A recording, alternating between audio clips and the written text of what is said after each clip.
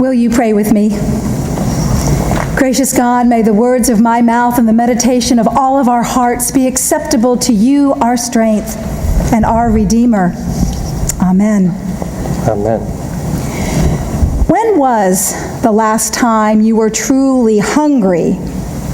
And I don't mean bored hungry or emotional hungry, or I just can't watch the Great British Baking Show without a scone hungry.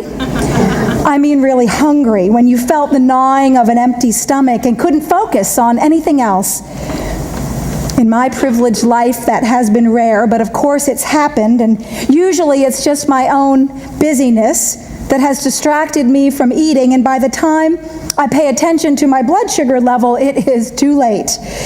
And there are just a handful of people in this room, and you know who you are, who have seen Hangry Ann, and as you know, it isn't pretty. Hunger, real biological hunger, is a powerful need. So is thirst. They are our body's way of telling us that we are getting dangerously low on fuel, and we need to pay attention to it before we can do anything else. Everything gets reduced to the question, where can I get food? And yet, even when we are at that advanced stage, we don't always look for the good stuff. We reach for the quick fix, the junk food, the fast food, whatever is around and tasty. We've been trained to satisfy the superficial desire rather than the deeper hunger. And the result, of course, is just a momentary relief. And then those pangs start to gnaw again. Now, of course, this is not just a literal craving, it's metaphorical too. As Pastor Samuel Wells reminds us, there's the hunger we can name, the one where we know what we want, but it's out of reach. The cupboard is bare. Maybe it is a particular meal, or the big job, or that great new house, or a new romantic relationship. Those are things we can name. But there's a different kind of hunger too, the one that lingers deep underneath all those superficial things, the one that unsettles our souls. This one doesn't really have a name, and there's no simple solution, no recipe, no career, no human relationship that's going to satisfy it. I think it's this kind of hunger that Bono sings about in one of my favorite U2 songs. Maybe you remember it. I've climbed the highest mountain and run through the fields only to be with you. Only to be with you. I have run, I have crawled, I have scaled these city walls only to be with you. But I still haven't found what I'm looking for. Even as a young romantic teenager belting out those lyrics, I knew this wasn't a love song about trying to get with some girl or guy. I knew it was about something deeper. It was a quest to connect to our deepest, most authentic spiritual source, that force that we in our imperfect shorthand call God.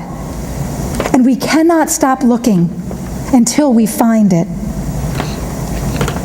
The psychologist Abraham Maslow believed he could find a connection between these various kinds of hunger in what he called the hierarchy of human need.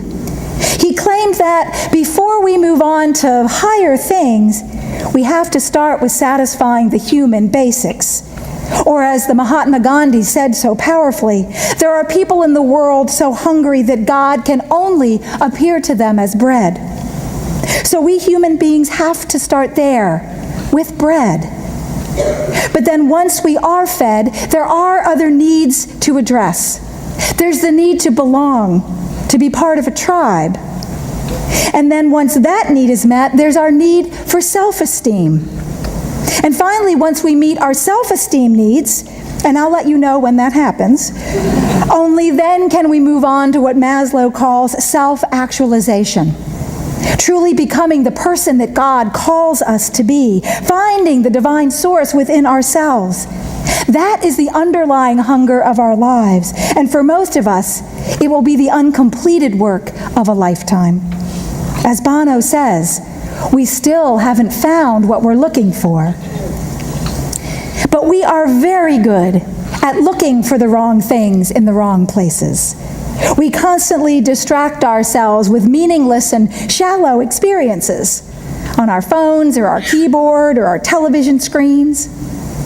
Our attention spans have become almost non-existent as we reach for the instant fix or move to the next big thing or try to solve our problem quickly without giving a real solution a time to play out. And sometimes we prefer to get a knockoff copy instead of the real thing. It's cheaper, we don't have to save up and wait for it, and we don't have to look any further than the corner, maybe. And our culture encourages this shallowness and this quick fix because it keeps us distracted from paying attention, from asking the hard and deep questions about the world around us.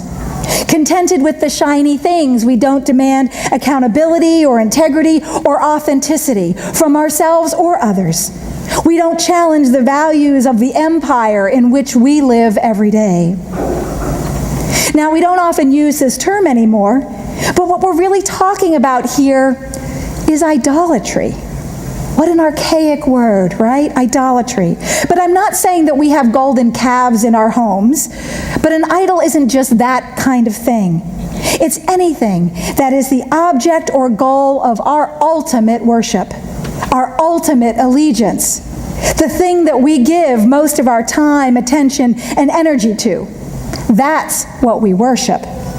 Now, it could be something abstract like success, manifested by workaholism and the constant scramble to achieve more and more.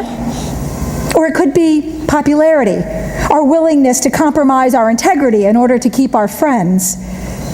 It could be our sense of financial security or our beauty or whatever it is that we think makes us matter. But these shallow values will never be enough. They will never feed our souls where the real hunger is. Instead, we become owned by them, as we are on a constant quest for satisfaction that never comes. Or as Isaiah asks us this morning, why do you spend your money for that which is not bread and your labor on that which will not satisfy? That is the ultimate question. And because we will not ask it, we are also putting our children on the same relentless treadmill that we are on. In her book, Overwhelmed, journalist Bridget Schulte shares this staggering bit of information. She writes, the average high school kid today experiences the same levels of anxiety as the average psychiatric patient in the 1950s. What's more, she says, stress in children can alter not only their neurological and hormonal systems, but their very DNA. So it would appear that we are creating a culture for our children that is not just leaving them hungry and thirsty for the real things that matter to their development. It's changing the shape of who they are internally. Now, this is the season where our high school seniors will receive their acceptance letters into college. And for many of them, that letter is a validation of everything they have worked for the past 12 years.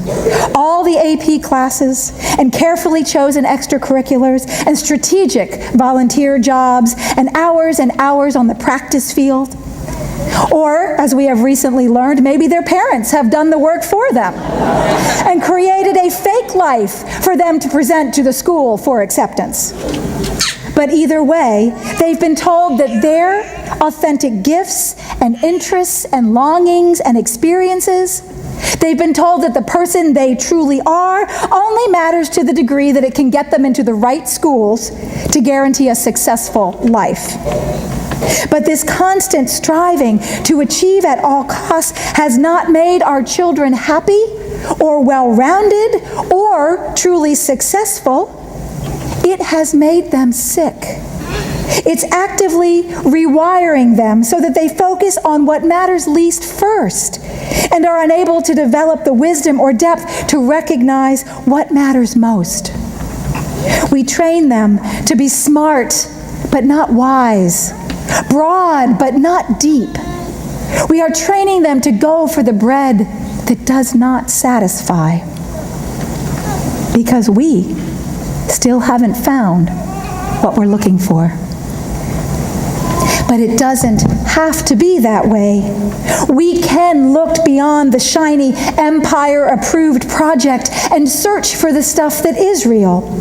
The things that make us feel deeply human, connected to our source, made in the image of God, not like rats in a maze.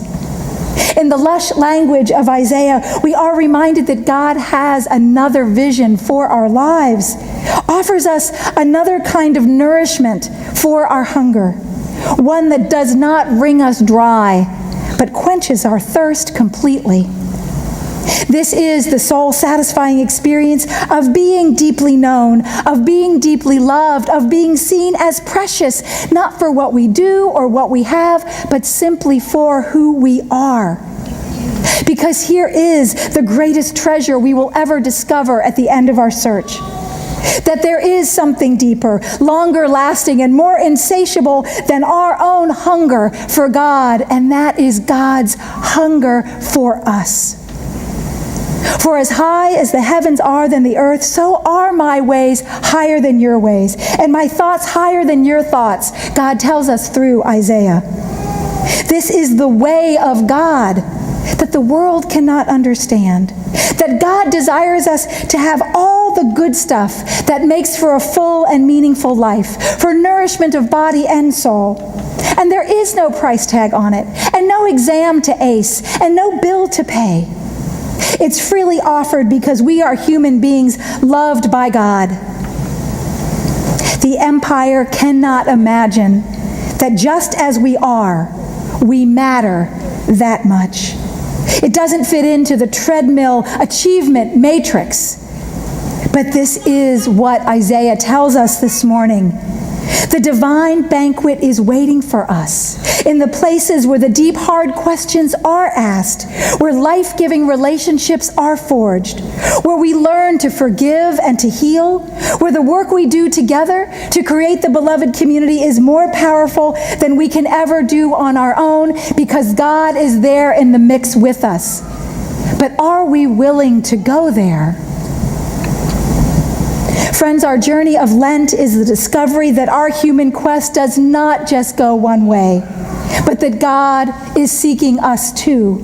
And she's bringing food for our souls and drink for our spirits more than we could ever imagine. So let's listen to the words from Bono, perhaps the way they were meant to be heard, from God's heart to ours. I have climbed the highest mountain, I have run through the fields only to be with you. Only to be with you. I have run, I have crawled, I have scaled these city walls only to be with you. But I still haven't found what I'm looking for.